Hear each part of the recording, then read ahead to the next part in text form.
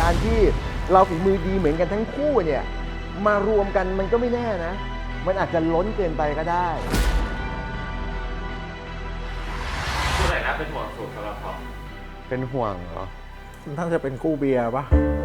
น่าจะไม่รอดอะไรเงี้ย พี่อาร์มพี่เบียร์ ถ้าเป็นอย่างนั้นไม่อาร์มกับเบียร์ครับที่เป็นห่วง ตามหลักแล้วอ่ะมันควรจะทำให้มันดูกลางกว่านี้ มันยังตีกันมั่วไปหมดอะไรเงี้ย เราแข่งกันเรื่องการสร้างสรรค์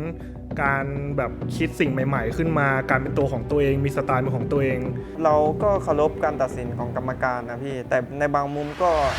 มีคนที่มีช่องโหว่อ่ะพี่ มันเป็นเกมอ่ะพี่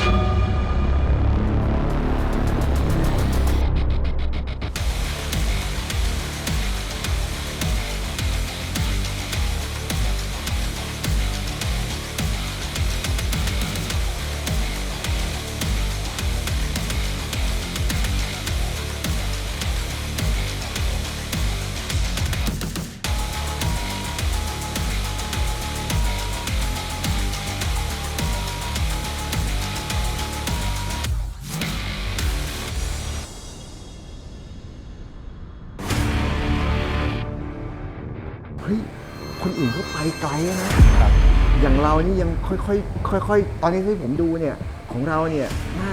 งานน่าจะช้าสุดนะครับ ผม แล้วมันจะทันเหรอวะเนี่ยเหลือเวลาอีกไม่นานเนี่ย สบายครับพี่ สบายเลยเหรอวะ ใช่ อ้าวการวางแผนการทำงานของเราเป็นไงครับ ก็คือให้เบียร์ทำแบบว่าโซนหน้าไปก่อนอะไรเงี้ยแล้วผมก็มาเก็บแบบทีหลัง เพราะว่าองค์ประกอบหลักมันก็คือเป็นช่วงหน้าอยู่แล้วครับพี่พวกแบบว่าองค์ประกอบรองพวกเส้นผม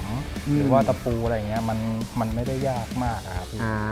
แต่ถ้าสุดเบียร์ก็คือลุยทางด้านหน้าไปเลย ใช่ เราก็รออย่างเดียวแล้วอย่างนี้ ใช่ เป็นไงวะต้องรอให้เขาเสร็จหน้าก่อนแล้วเราเข้าไปทำหรือว่าเขาเบรกปุ๊บเราก็จะเข้าไปลุยทำเส้นผมกับตะปู ก็เบรกแล้วก็แบ่งเวลากันไปทำครับพี่ คือต้องบอกนี้ว่าเนี่ยมันเป็นประวัติการณ์ในการสักอย่างหนึงเลยนะ กับ ใช่ การ ครับ ที่ช่างสองคนเนี่ยจะต้องมาคอลแลบในงานเดียวกันด้วยเวลาที่จำกัดจริง ใช่ ๆฉะนั้นเนี่ยการเตรียมตัวเนี่ยสำคัญมาก คือผมว่าการแข่งครั้งเนี้ยมันเหมือนด้วยสกิลของแต่ละคนนะครับ มันสูสีกันนะ แต่สุดท้ายแล้วอ่ะเขาต้องรู้ทริคว่าการจัดวางให้มันว้าวกับลูกไปเลย แล้วคุณมีคู่แข่งที่เขาก็เฉียบกันหมด คุณจะเอาชนะยังไงได้ คุณต้องวางแผนในจุดสายตาด้วยว่าเราวางแล้วมันจะโดดเด่นกว่าคนอื่น ถ้ามันไม่มีคุณต้องปรับเปลี่ยนให้มันมีให้ได้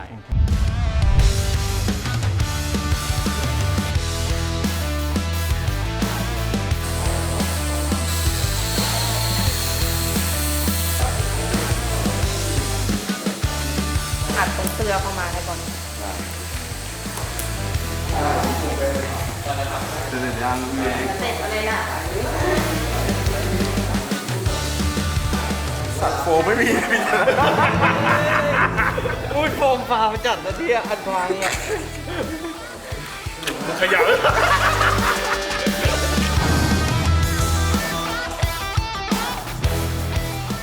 ครับ ที่เตียงนี้เป็นไงบ้างครับนิวสำหรับงานในวันนี้ อันเนี้ยใกล้เสร็จแล้วนะพี่ เหลือหน่อยเดียวตรงช่วงเงา ซึ่งเป็นส่วนอ่อนด้วย ก็ถือว่าใกล้เสร็จ แต่ว่าคอนทราสต์ผมยังไม่แน่ใจว่าครบหรือเปล่า ครับ อาจจะยังไม่เสร็จ เพราะว่าตอนเนี้ยดูก็คือเท่ากันทั้งภาพอยู่ คือชั่วโมงนึงเนี่ยน่าจะเสร็จทันเพียงแต่ว่าใน ใช่ เรื่อง ค ข รั อบ งคอนทราสต์ต่างๆเนี่ยไม่ ใช่ รู้เขาจะมีเวลาใส่ให้รูปเนี่ยมันเพอร์เฟกต์ได้100%หรือเปล่า ใช่ครับ ตอนนี้ทิศทางเงาก็คือมันมีอย่างที่บอกตั้งแต่ EP แรกแล้ว 3 ระดับเข้มกลางอ่อน แต่ตอนเนี้ยรูปนี้ก็โดนอ่อนนะโดนหายไปเยอะแล้ว อ่อนแทบจะไม่เหลือแล้ว ก็อันนี้ก็น่ากังวลเรื่องนี้อยู่ งงอยู่ของนั้นเอาจริง เอาอีกแล้ว กับคนที่เสร็จคนแรกใน 2 การแข่งขันแรก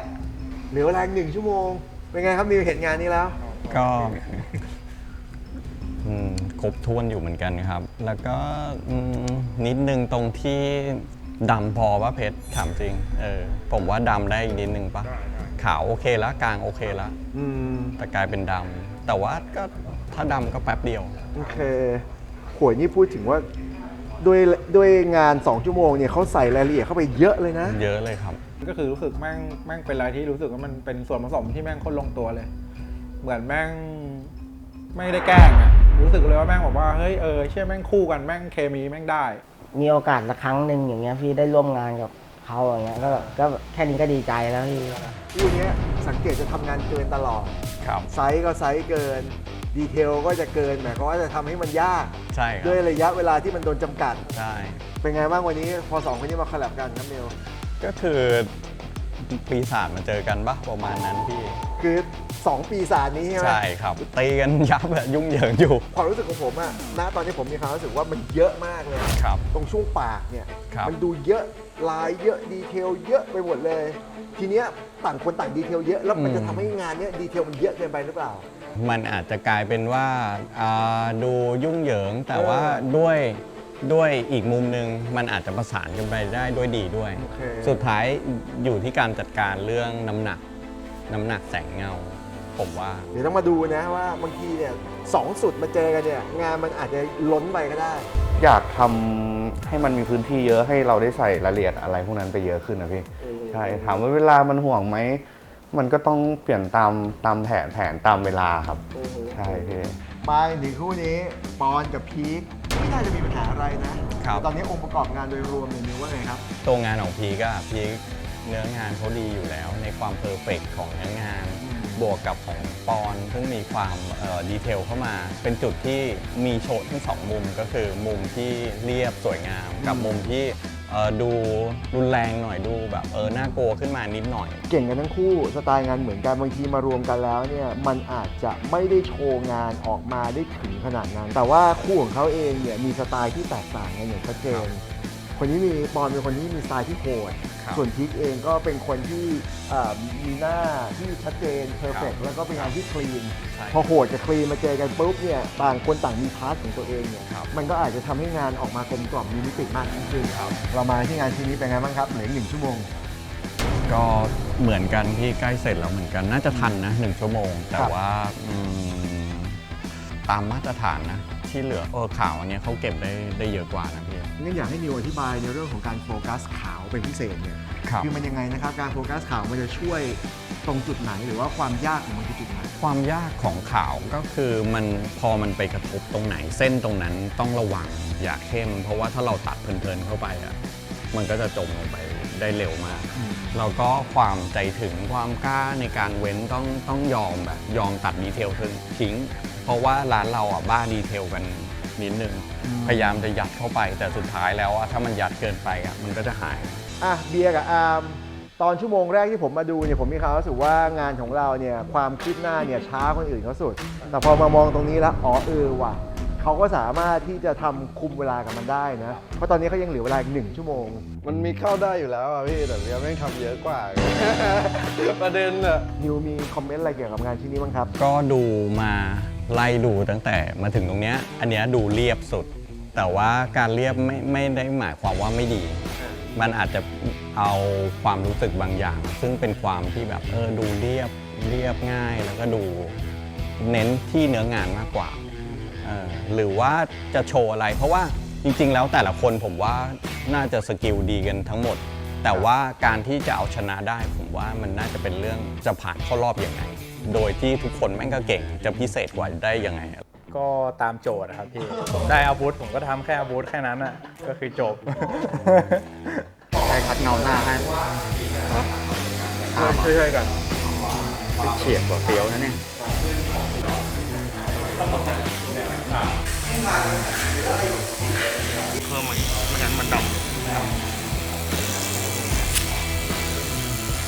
ตอนนี้มันอยู่แล้วนะ ใส่ตามใจได้เลยตอนนี้อยู่มันดูอยู่แล้วนะ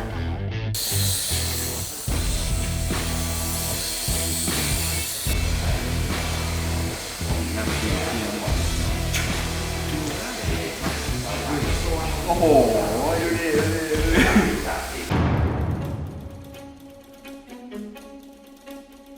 ใกล้เข้ามาทุกทีแล้วนะ เหลือเวลาแค่ 5 นาทีเท่านั้น เดี๋ยวจะรู้กันแล้วว่าการคอลแลบรวมกันมันกว่าในวันนี้จะเป็นยังไงครับ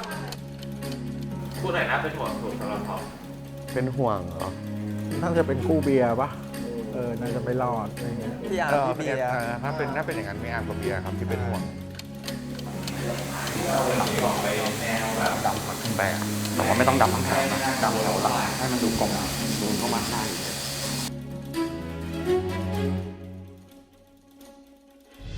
5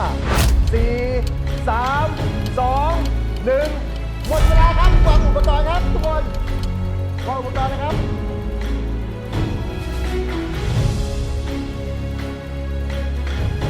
เพราะ EP ที่แล้วคนอาจจะบอกว่าชนะด้วยผมแกล้งคนอื่น EP นี้ผมเลยอยากชนะโดยแบบชนะแบบไม่มีข้อแม้อะพี่ โอ้โห อ่ะการแข่งขันของเราก็จบสิ้นลงแล้วนะครับ เป็นไงบ้างครับวันนี้สนุกสนานไหมคือตอนแรกเนี่ยพี่กับพี่นิวคิดกันเนี่ยกะว่ายังไงไม่ต้องโหดแน่นอนนะฮะเพราะว่าเท่าที่ผ่านมาเนี่ยการคอลแลบกันของศิลปินเองเนี่ยมันก็ไม่ได้มีบ่อยๆเนาะแล้วผมมั่นใจว่าทุกคนเองเนี่ยก็ไม่ได้มีโอกาสได้ทำกันบ่อยๆแต่ว่ากลายเป็นมันซะงั้น แต่อย่างไรก็ตามตอนนี้เราจะตัดสินกันแล้วนะ คืออย่างที่นิวได้บอกตอนช่วงต้นนะครับบอกว่าจริงๆแล้วเนี่ยการที่เราฝีมือดีเหมือนกันทั้งคู่เนี่ยมารวมกันมันก็ไม่แน่นะมันอาจจะล้นเกินไปก็ได้ วันนี้ผมบอกเลยนะว่าสิ่งที่น่าหนักใจมากที่สุดหน้าที่ที่น่าหนักใจมากที่สุดก็คือคณะกรรมการนะครับ คนแรกเลยครับนิวครับใครครับ กล้อง XI Tattoo นะครับ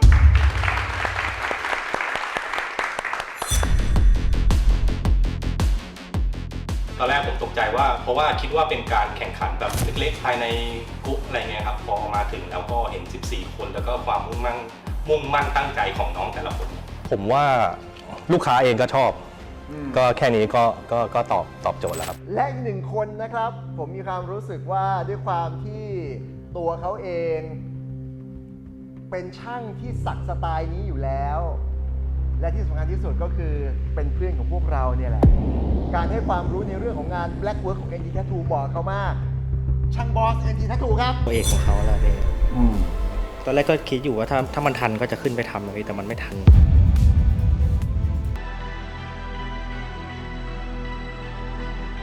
มันคงไม่มีงานไหนหรือว่าครั้งไหนที่พวกเราจะได้รับโจทย์แบบนี้กันตั้งแต่เช้าเลยนะ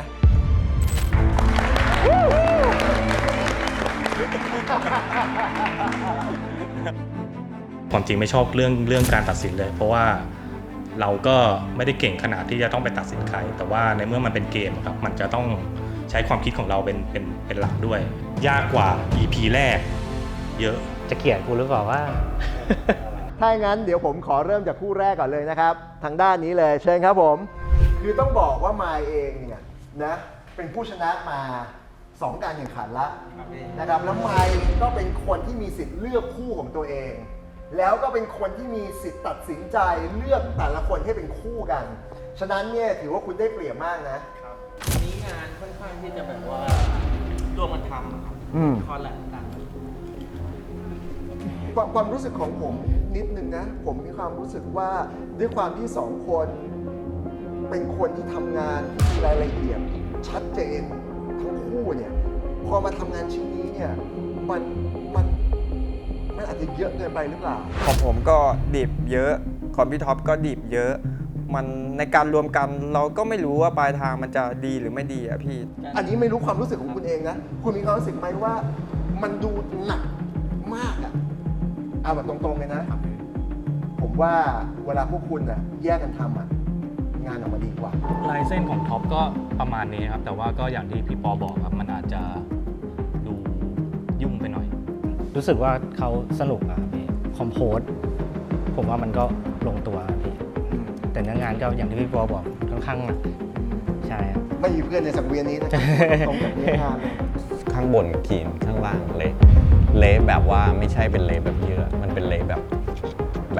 ยุ่งเหยิงอะไรเงี้ยครับประมาณนั้น แต่ถามว่าเราทำเต็มที่ไหมแม่งทำเต็มที่นะมาก พี่เพชรได้จับฉลากเป็นขวานนะครับ ผมได้หน้าก็เอามารวมกันก็เหมือนแบบเอาลายเส้นมารวมกันนะครับของผมก็จะติดสับหน่อยพี่เพชรก็เท็กเจอร์ ได้ร่วมงานกับน้องครั้งแรกเลย ครั้งแรก ครับผมแล้วก็มันเหมือนมันได้แชร์กันนะครับ เพราะว่าเหมือนงานของบูเขาก็มีเส้นที่แบบสปีดสับอะไรเงี้ยครับเป็นเอกลักษณ์ของเขาอะไรเงี้ยผมก็แซมพวกเท็กเจอร์อะไรเข้าไปแบบนิดๆหน่อยๆอะไรเงี้ยครับ มองภาพรวมผมว่าเพชรประมาณ 80% เลย หมายถึงว่ารูปแบบมันเหมือนฝีมือของเพชรเกือบทั้งหมด ปลายขวานน่าจะสว่างได้กว่านั้นอะไรเงี้ยมันก็เลยทำให้มันจมไปหน่อยเท่านั้นเอง เพราะว่าตรงด้ามชัดนะเพราะว่ามีการลอยอะไรได้ชัดแต่รูปนี้ค่อนข้างจะเพอร์เฟกต์จับ แต่ว่าถ้าจะให้ติอะไรเงี้ยมันก็จะเป็นปลายขวานที่เข้าไปในใบหน้าน่าจะสว่างได้กว่านี้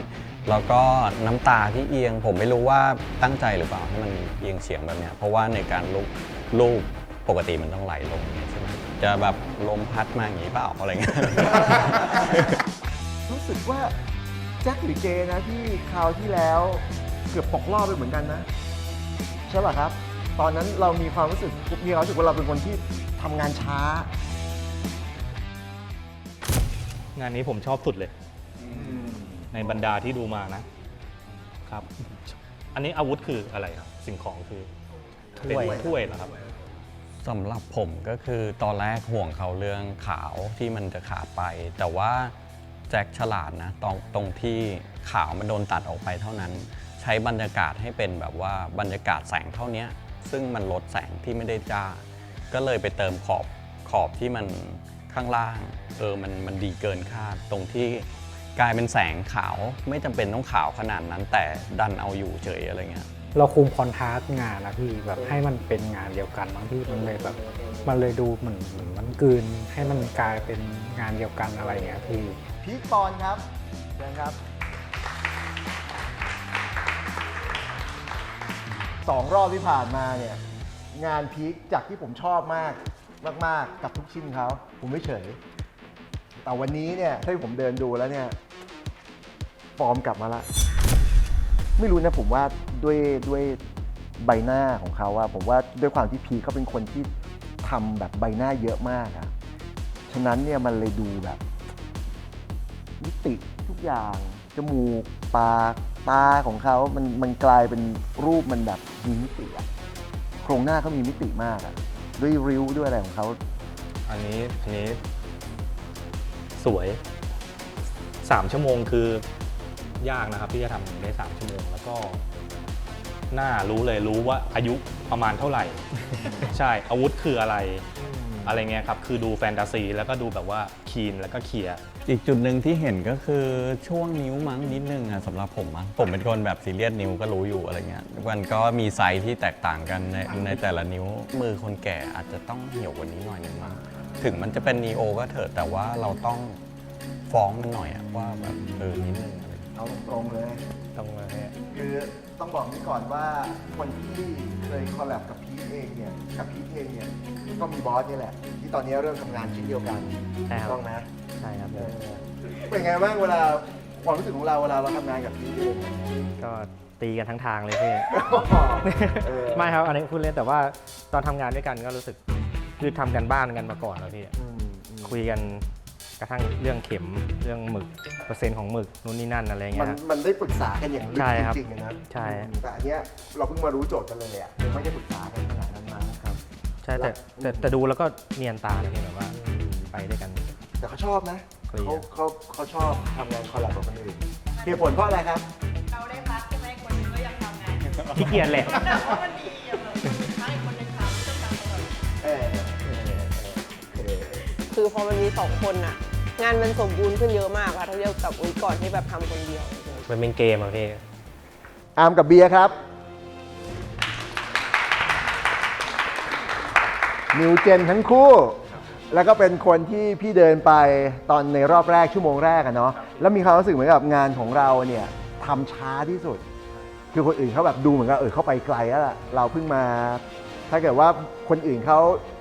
30% เราอาจจะมาประมาณแค่ 10% ถ้าถามพี่โคตรอยากได้เลยตะปูแม่งชิลจัดอะแบบไม่ต้องเตรียมอะไรเลย ใส่ตรงไหนก็ได้ ชิล เป็นไงบ้างงาน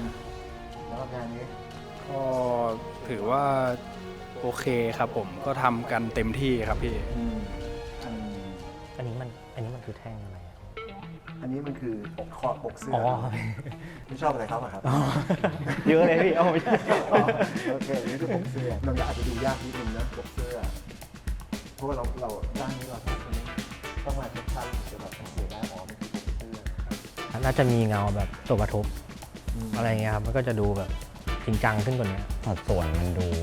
ดูสวยงามสำหรับผมนะที่มองแล้วก็ใยที่เอามาร้อยขอบผมว่ามันดูเท่ดีอะข้อผิดพลาดผมว่าแต่ละคนก็ต้องมี แล้วก็เป็นจุดผิดพลาดที่ใครพลาดมากกว่ากันมากกว่า มันเกิน 70% ขึ้นไปแล้วเราก็สบายใจแล้ว คนต่อไปเลยครับ กิจกับ F ครับ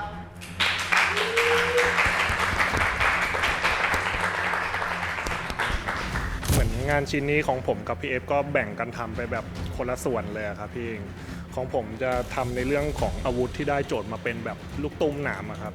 แต่ว่าคราวนี้ผมเหมือนอยากเล่นเพิ่มจากลูกตุ้มหนามปกติที่เราจะเห็นเป็นพวกเหล็กพวกอาวุธนะครับอยากให้มันดูเป็นธีมของพืชแล้วก็ใช้เปลี่ยนจากโซ่เป็นแบบเถาวัลย์หนามแทนนะครับ ถ้าอิดไม่บอกว่าเป็นลูกตุ้มนี่ผมก็ไม่รู้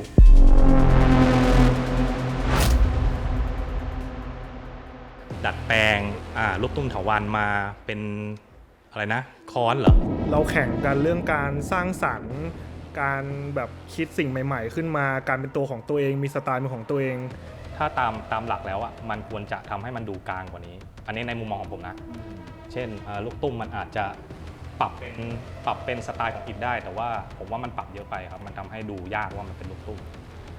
ส่วนของหน้าเด็กเอฟเขาเคลียร์อยู่แล้วครับผมติดแค่เนี้ยติดแค่ลูกตุ้มมันดูลึกเกินไปหน่อยสำหรับบุคคลทั่วไป กลายเป็นว่าเหมือนผมสร้างสรรค์เกินไปแล้วก็แบบมีสไตล์เป็นของตัวเองมากเกินไปจนแบบว่าสร้างสิ่งใหม่ขึ้นมาจนมันเป็นปัญหาครับ คือถ้าไม่บอกผมก็ไม่รู้แล้วผมก็เชื่อว่าคน 70% อาจจะไม่รู้ก็ได้ เขาบอกว่าต้องการทำให้เป็นออร์แกนิกถูกต้องป่ะไอตัวเนี้ยไอตัวตุ้มเองก็เป็นออร์แกนิกด้วย ลักษณะมาจากพืชหมดเลยครับพี่ส่วนที่ผมใช้ทั้งหมดเลยครับ มันก็เลยก็จริงนะครับมันเลยดูไม่เป็นลูก ใช่มันดูยากไปนิดนึงครับผมถ้าไม่บอกก็คือจะค่อนข้างมองยาก ขาวสุดดำสุดบาลานซ์มากมาแบบมิตรภาพอะ ชัดเจนอยู่แล้วพี่ ผมชอบแสงขาวที่แบบต้องพิเศษแต่ถ้าบอกไม่เป็นอาวุธมันก็โอเค ครับก็เหมือนอาจจะเหมือน ไได้สงสัยว่าแบบมันคืออะไร ใช่อาจจะเหมือนเด็กโผล่มาจากพุ่มไม้หรือว่าเถาวัลย์อะไรประมาณนั้น แต่พอบอกว่าโจทย์มันมีอาวุธเนี้ยอะไรประมาณนั้นนะครับผมว่ามันอาจจะลึกไปสำหรับคนทั่วไปที่เขามอง ผมก็แค่อยากแบบหาอะไรที่มันใหม่ขึ้น แล้วก็อะไรที่มันจะบ่งบอกได้ว่าอันเนี้ยมันคือสิ่งที่ผมสร้างมันคือของผม เอาละครับ Tattoo Warrior ตอนนี้ผลคะแนนอยู่ในมือผมแล้วนะครับเดี๋ยวผมจะขอประกาศผู้ที่ได้คะแนนอันดับ2เนาะแล้วเราจะไปที่อันดับ1แล้วเสร็จปุ๊บคนที่เหลือเดี๋ยวผมจะประกาศคนที่ตกรอบนะครับเพราะอย่างที่เราบอกกันไปนะฮะการแข่งขันในวันนี้จะมี1ทีมที่ตกรอบแน่นอน กูก็เก่าพอตัวอยู่นะ ผมคิดไว้ตั้งแต่ว่าตอนที่คู่กับน้องมาแล้วผมว่ายังไงแม่งก็ลอง ทุกคนทำดีมากจนแบบว่าเกินคาดไปเยอะ แต่ว่ามันเป็นเกมอะซึ่งต้องมีคนล่วงคู่หนึ่งซึ่งก็ลำบากใจคนที่จะตกรอบวันเนี้ยผมว่าเขาอยู่ในเกมที่อาจจะเล่นเกมไม่ชนะในวันนี้มากกว่ามันเหมือนการเล่นเกมมันต้องมีแพ้มีชนะ แล้วก็จะต้องมีคนที่แพ้เนี่ยก็คืออาจจะถ้าเป็นฟุตบอลก็อาจจะแพ้แค่ลูกเดียวผลคะแนนผมเห็นแล้วผมเซอร์ไพรส์นะเอาผู้ที่ชนะเลิศอันดับที่2ก่อนก็คือผู้ของแจ็คเจครับ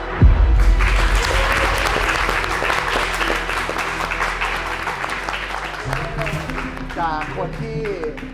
รอบที่แล้วเกือบตกรอบนะครับวันนี้ได้ที่2เนาะดีใจด้วยนะครับเอาละมาดูกันนะครับว่าใครที่ได้คะแนนมากที่สุดในวันนี้ชนะเลิศอันดับ1ในวันนี้นะครับคู่ของพีทปอนครับ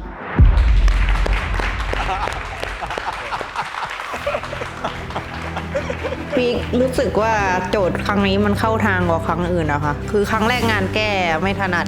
ครั้งที่2ให้เราสลับแบบไปสักองค์ประกอบของคนอื่นก็รู้สึกว่าไม่ถนัดอีกอะไรเงี้ยค่ะคือเหมือนครั้งที่2อ่ะเขาให้เวลาแก้น้อยคือรู้สึกว่าถ้าเวลาเท่านั้นจะวาดใหม่มันทำไม่ทันอยู่แล้วอะไรเงี้ยค่ะแต่ว่าครั้งนี้มันรู้สึกเราเป็นตัวเองได้มากกว่า แล้วก็อีกคนนึงมาแบบค่อนข้างเรียกว่าส่งเสริมกันคือ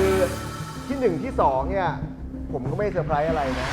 แต่ผมเซอร์ไพรส์ผู้ที่ตกรอบในวันนี้เพราะว่าส่วนตัวผมแล้วเนี่ยงานของเขาผมเลือกเป็นงานเดียวที่จะตัดเป็นตัวผม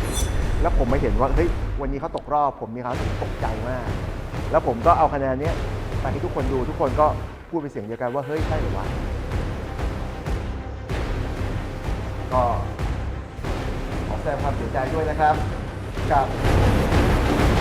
IF ครับ ผมไม่รู้จะพูดไงนะ ดูหน้าพวกคุณก็ตกใจเหมือนกันแหละ ก็ตกใจแบบงงๆอะไรอย่างเงี้ยพี่ว่าแบบเฮ้ย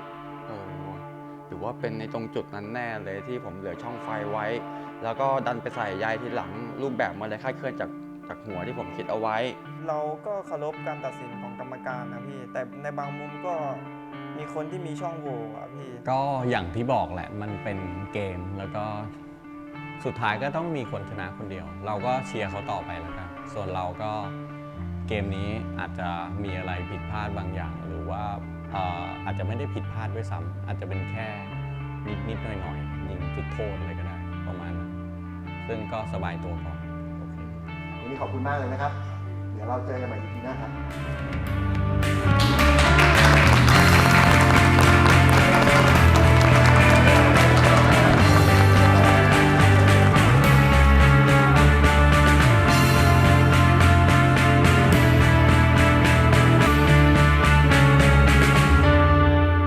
เอาจริงๆเรา ผมก็มายังคิดว่าเฮียกูน่าจะตกรอบอยู่แล้วอะ ก็เหวอนะพี่คือแบบ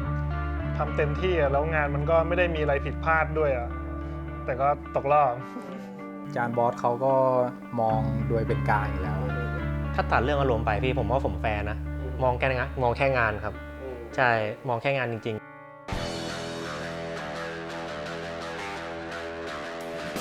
นี่ดูงานซะก่อนสวยมากเจ๋งมาก ช่างสักออกมาได้สวย 100% อย่างนี้ คุณต้องดูแลรอยสักของคุณหลังการสักให้ได้ 100% รอยสักที่ดีต้องมาคู่กับ aftercare kit ที่ดี Ink Brothers สำหรับผู้ที่รักรอยสักตัวจริง สวัสดีครับ Charter to Warrior วันนี้เรากลับมารวมกันมันกว่าในเอพิโซด 4 นะ ซึ่งแน่นอนครั้งนี้เข้มข้นเหมือนทุกครั้งที่ผ่านมา ใจเนี่ยจะให้มาทำอย่างเงี้ยเหรอผมว่าพังกันเละ หนึ่งในพวกคุณเองเนี่ยนะฮะ จะมีโอกาสกลับเข้ามาสู่เกมการแข่งขันของเราอีก1 ครั้ง พวกคุณจะต้องออกแบบและสัก